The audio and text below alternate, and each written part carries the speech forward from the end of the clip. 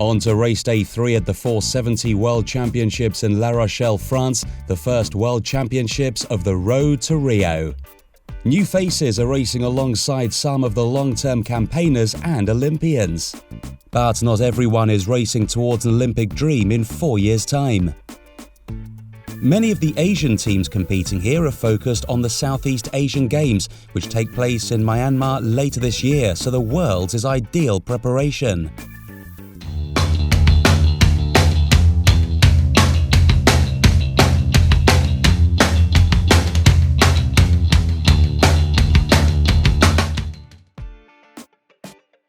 On to the first day of the 7-race final stage, with the fleet split into gold, silver and bronze in the 470 men, with 39 boats in each, and in the 470 women there are 27 boats in the gold fleet and 26 in the silver. A year after the 2012 Olympics, and all the top 470 teams are here in contention.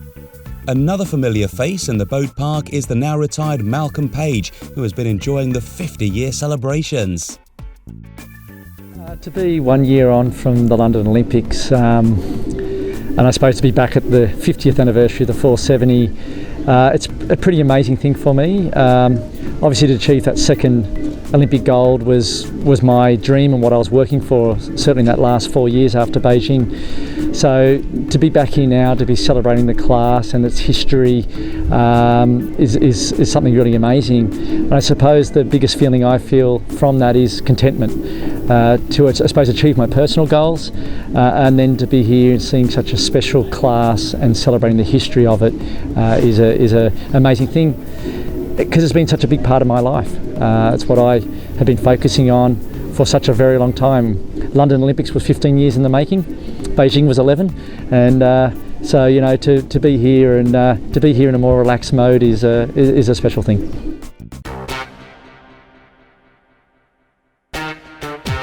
Consistent results were hard to achieve, with leaderboard extremes knocked out by many teams, including Olympic gold medalists Ele and Powery, who delivered a 1st and 18th, and their teammates in the 470 men, Snow Hansen and Wilcox, who scored a 15th and 1st.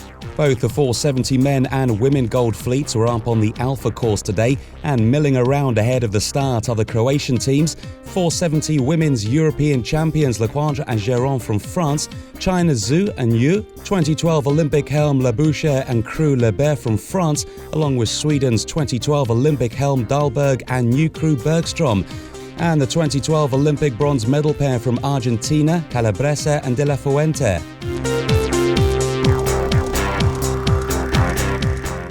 In the first race of the day in the 470 men gold fleet, France's 2012 Olympic helm Labouchere and Crew Lebert opted for the committee boat end of the start, a few metres to windward of Great Britain's Patience and Glanfield, along with the Swiss partnership of Brauchli and Hauser. All three headed up the right side of the track. Would this choice pay? The New Zealand pair of Saunders and Wilcox had a bad start and were way back in the fleet at the middle of the upwind leg.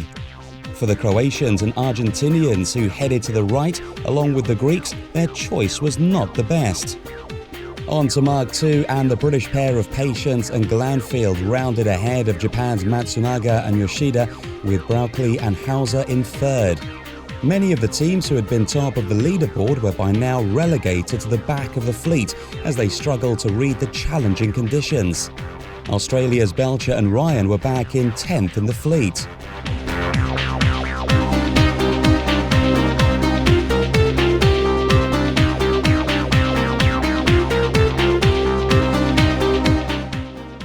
The downwind gate saw the Swiss pair up close, with the British and Finland's Lindgren brothers chasing. But the race belonged to the British pair, who maintained their lead by a safe margin, with Finland in 2nd, Swiss in 3rd, and France's Gilbert and Guillaume in 4th. A tricky opening race which certainly shuffled the leaderboard on this first day of finals.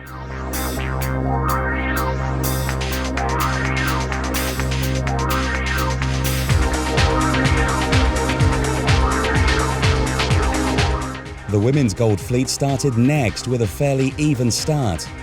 Japan's Yoshida and Yoshioka opted for the pin end of the line, but it turned out to be a bad choice as the gusts and currents were more advantageous on the right side of the track. No surprise that the majority of the fleet chose to sail to the right, although those tacking a bit too late found themselves pushed back down the fleet, including the 2012 Olympic silver medalists Mills and Clark, and Poland's Skripalek and Wozik. Amongst those sailing the shifts well and choosing the right tactics were reigning Olympic gold medalists Ele and Pauri from New Zealand and Brazil's Oliveira and Babachan, who along with Italy's Caputo and Paolillo had a significant lead as they went through the downwind gate. China's Zhu and Yu were well up in the top 10, but some mistakes during the second upwind knocked them back and they finished in 12th, which helped to push them out of the overall leaderboard top 3. At the front of the pack, the order stayed the same, with the top 3 advancing their lead even further by the finish. Austria's Vadlau and Ogar secured another top 5 finish as they seek to put themselves back on the podium and at least match the silver medal they recently secured at the 470 Europeans. 3 races are scheduled for all fleets on Thursday's second day of finals at the 470 Worlds, so do not miss it.